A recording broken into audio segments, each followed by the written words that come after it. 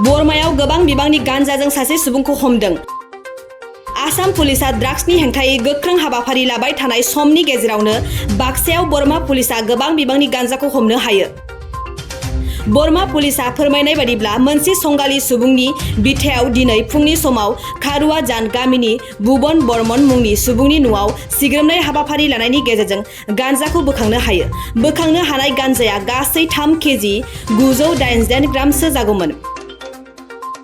Police सुलुङा मिथिहोबावनाय बादिब्ला भुबन बर्मनआ गोलाव समनिफ्रायनो ओनसोलाव गान्जानि फालांगि सोलिहोबाय थादोंमोन। पुलिसा गान्जा फालांगि भुबन बर्मननि सायाव मोनसे केस थिसननानै नायबिजिरनाय हाबाफारि लागासिनो दं होननानै पुलिस सुलुङा मिथिहोयो।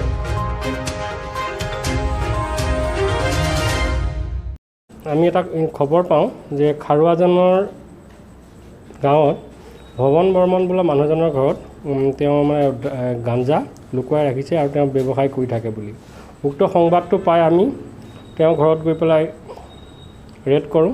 ৰেড কৰি পেলাই আমি প্ৰায় 3 কেজি 988 গ্ৰাম আমি সাসপেক্টেড গাঞ্জা আমি তেওঁৰ ঘৰৰ পৰা ৰিকভাৰী কৰোঁ আৰু তেখেতৰ এগেইনষ্টত আমি এটা কেছ ৰেজিষ্টাৰ কৰিছোঁ আৰু তেখেতক এতিয়া মহামান্য আদালতত আমি প্ৰেৰণ কৰাৰ বাবে